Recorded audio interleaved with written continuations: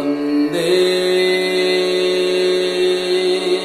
अहं श्रीगुरु श्रीयुतपदकमलं श्रीगुरुना वैष्णवंश्च श्रीरूपां सग्रजातं सहगणो तं सजीवं साधूत सवधूत परिजन सहित श्रीकृष्ण चैतन्य देवं श्री राधा कृष्ण पदिन सहगण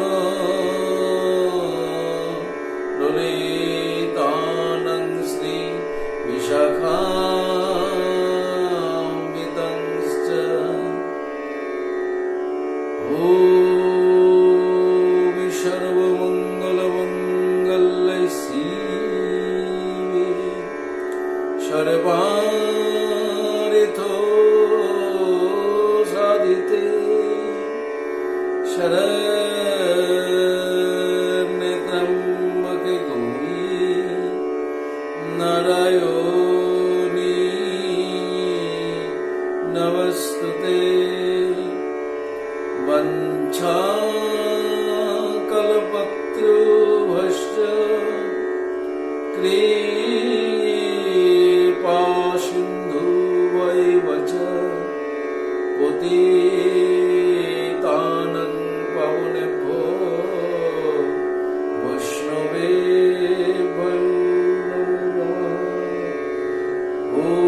शांति शांति शांति। जय गुरु। काछे दूरे सकल भक्त श्रोतार चरणे सश्रद्ध प्रणाम। यूट्यूब चैनल सौभाग्य समृद्धि भागवत कथामृत अनुष्ठाने आपनादेर सकलेर उपस्थिति এবং আপনাদের সকলের চরণেই আমার দণ্ডবত। আসুন আজকে আমরা ভাগবত কথামৃতের ভাগবত পরিচয়ে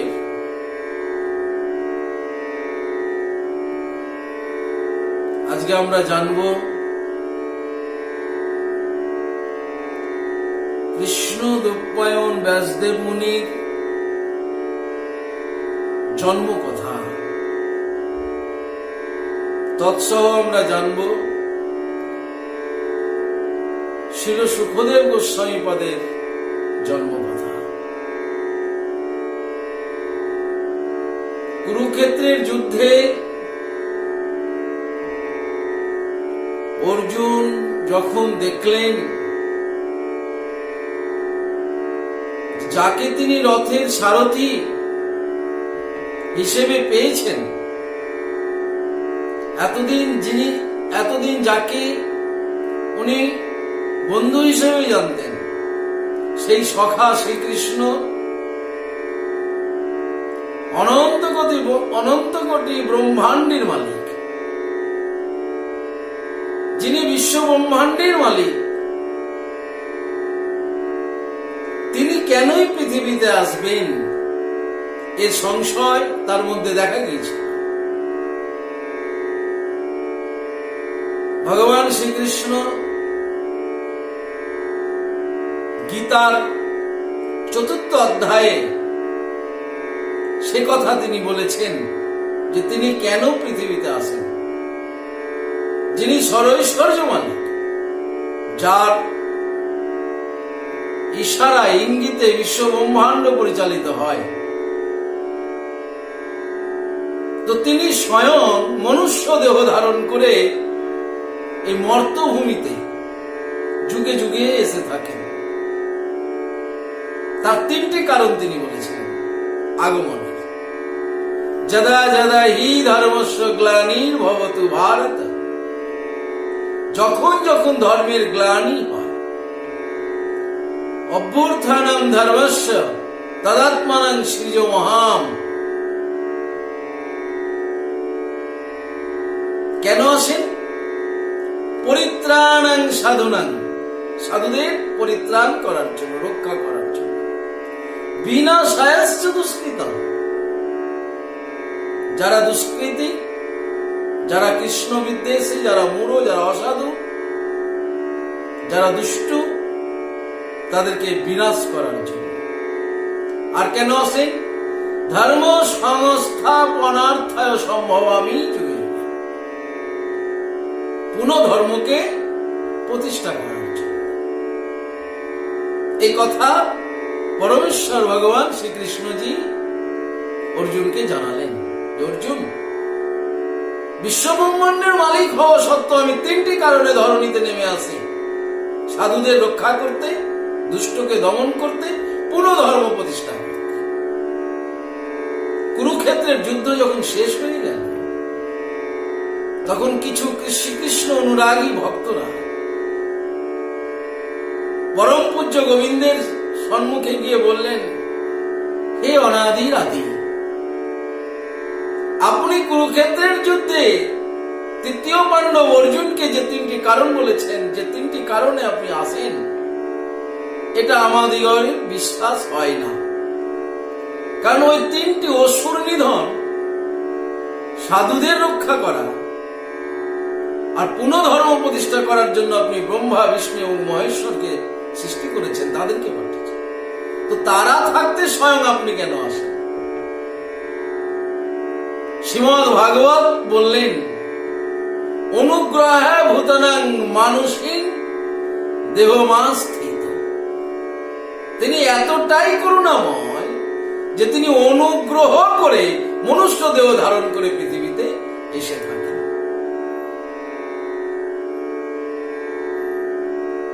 তাহলে তিনি আসেন। আর শ্রীমদ্ ভাগবত গ্রন্থ এই তার অভিনব বার্তা যে তিনি শুধু আছেন না, ব্রহ্মরূপে আছেন না, তিনি আসেন।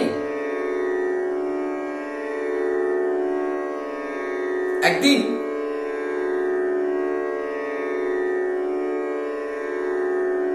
ভগবান শ্রীকৃষ্ণ মনে মনে চিন্তা করলেন, গোলক বিহারী হরি, যে 125 বছর ধরিয়া নরলীলা করলাম, কিন্তু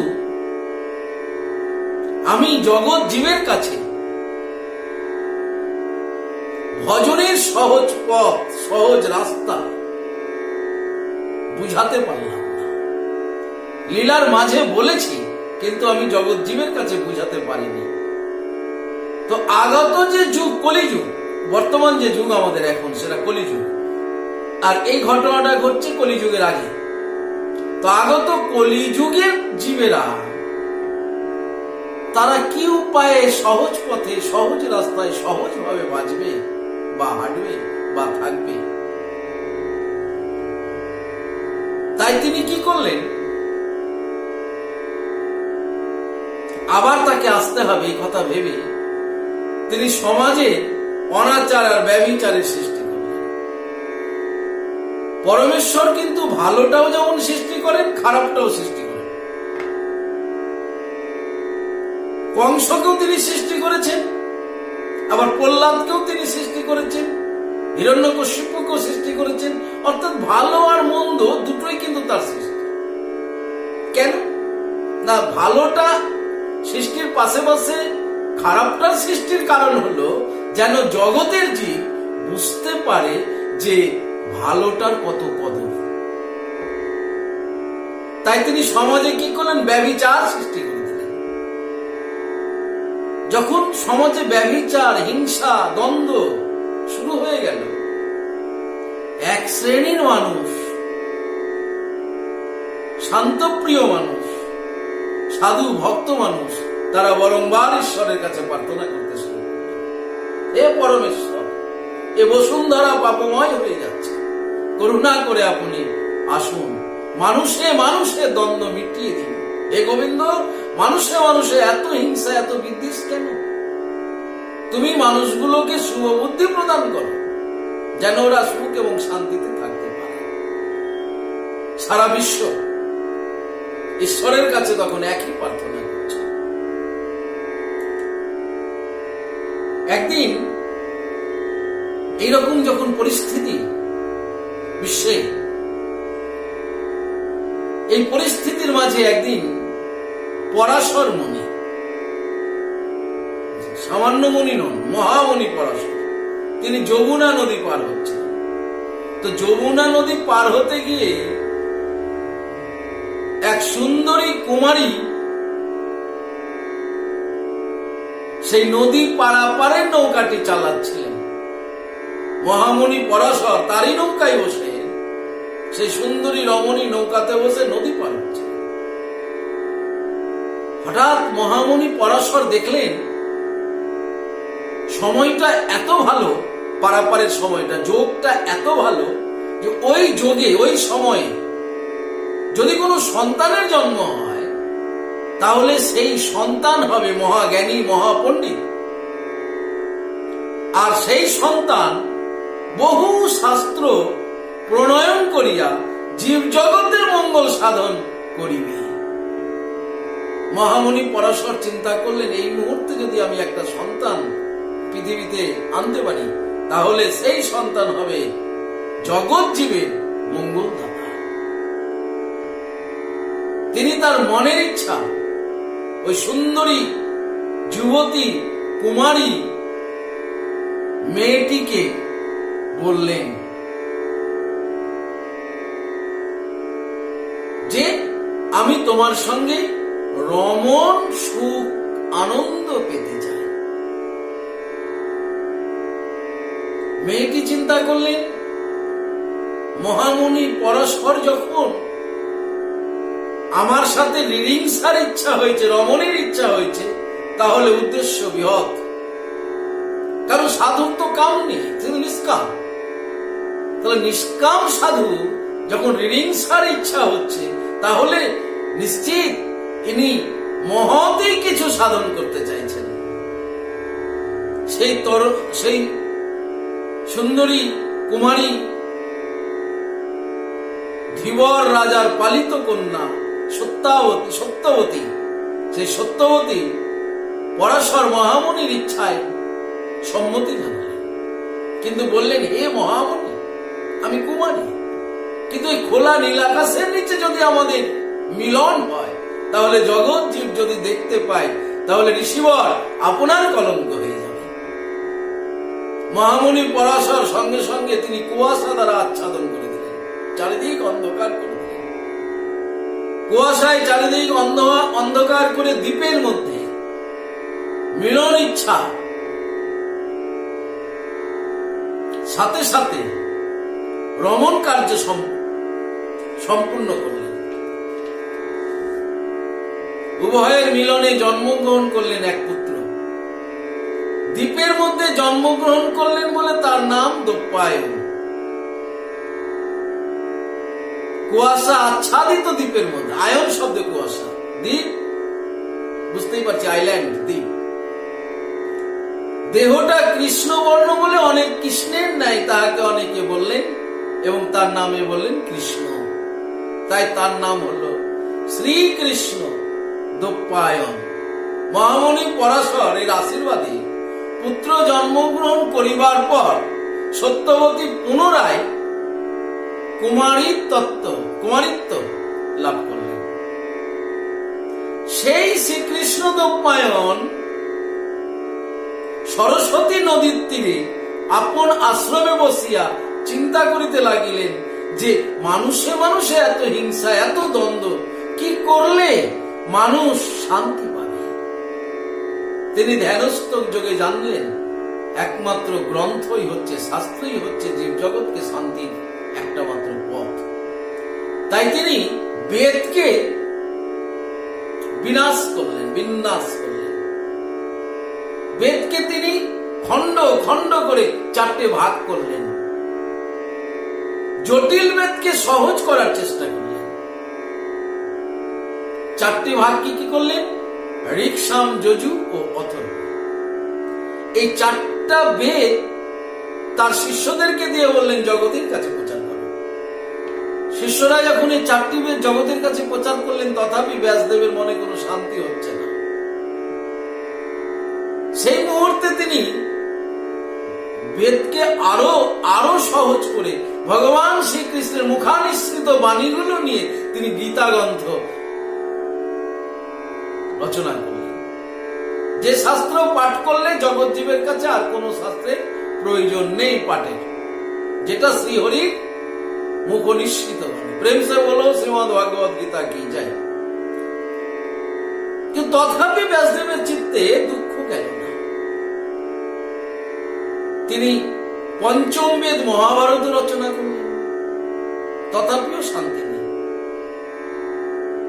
সরস্বতী নদীর তীরে করতলে বয়ান দিয়ে বসে বসে ব্যাসদেব মুনি কাঁদছেন। কেন কাঁদছেন? নাই আগত কলিজীবে কি হবে দুর্গতি। এমনটা সময়ে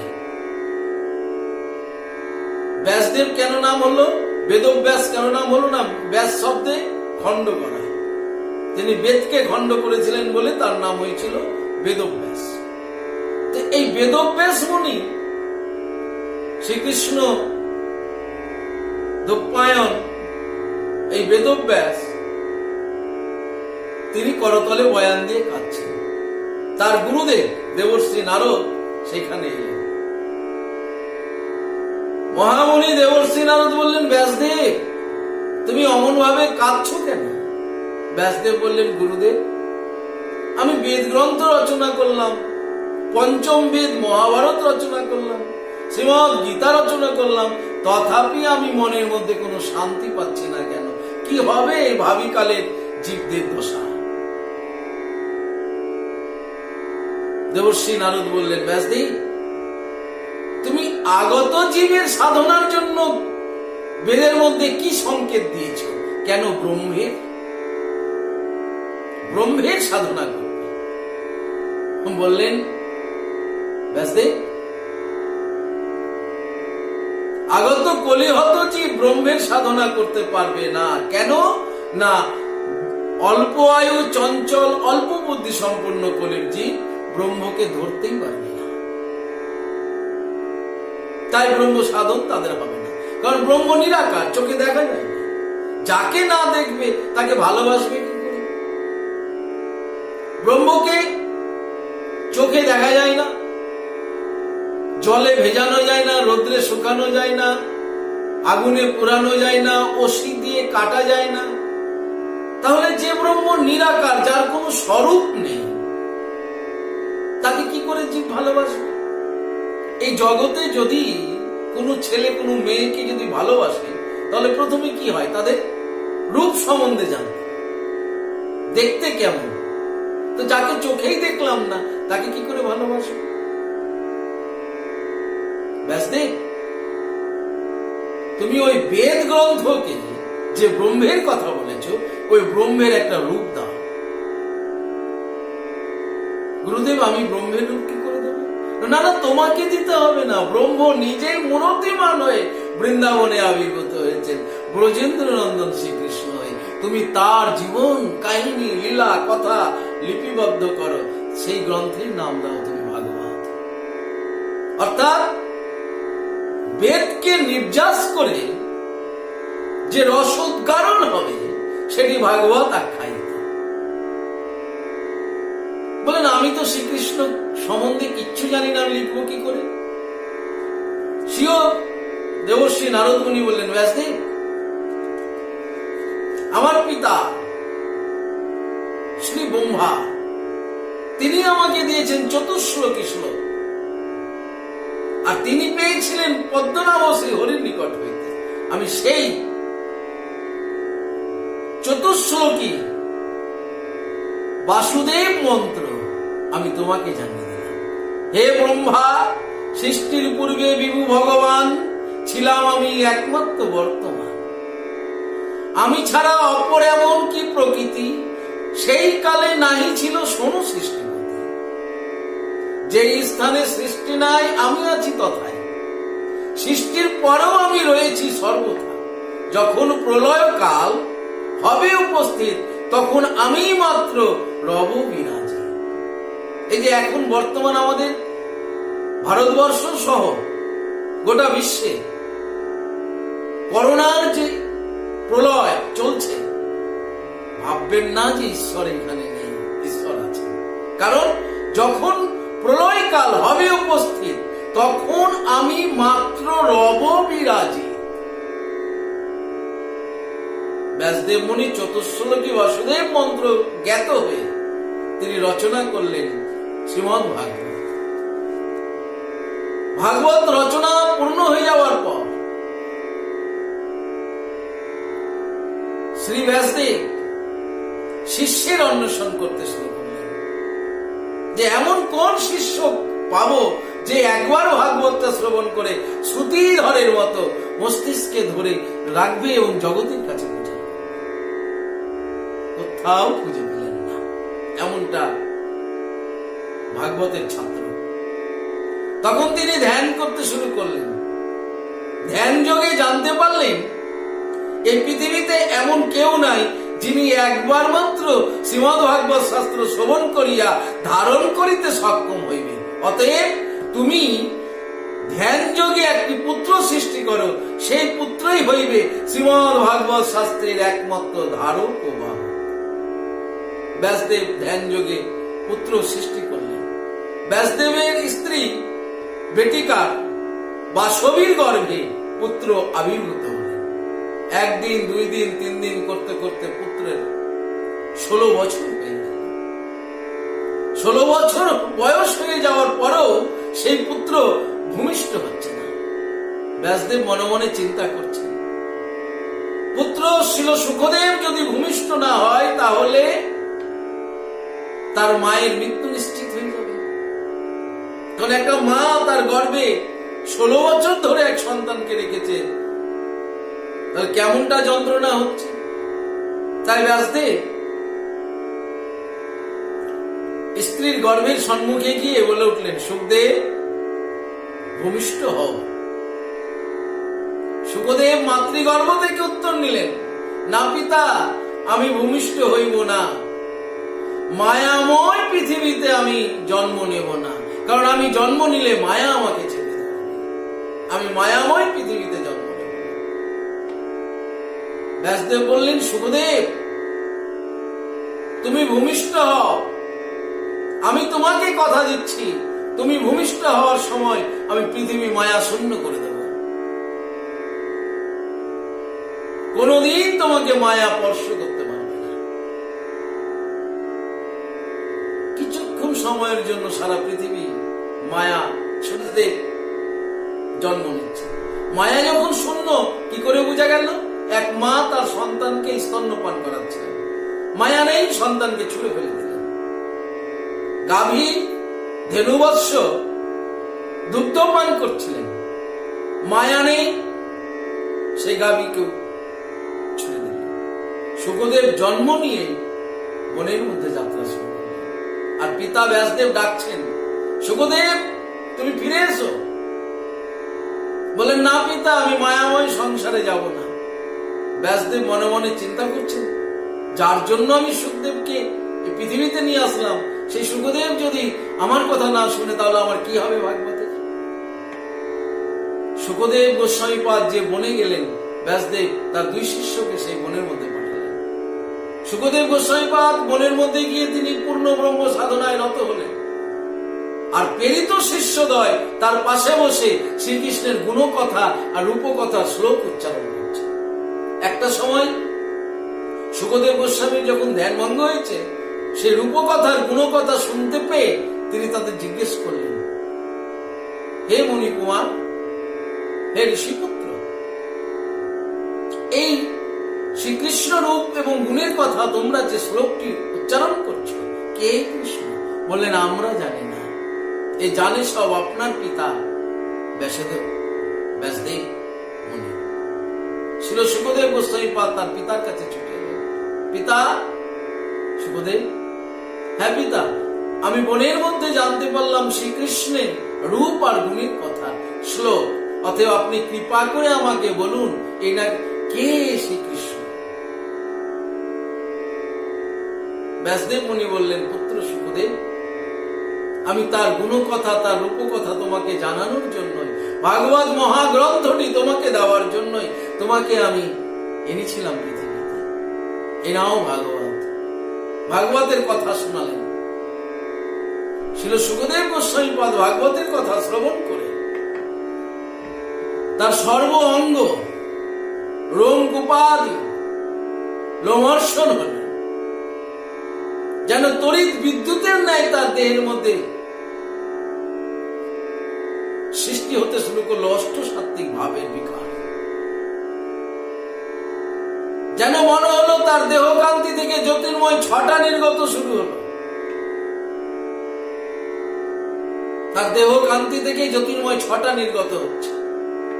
তিনি হলেন চলন্ত ভাগবত, জীবন্ত ভাগবত, মূর্তিমান ভাগবত, ছিল সুখদেব গোস্বামী। প্রেম সে বলো ছিল সুখদেব গোস্বামী পাদ কি জয়।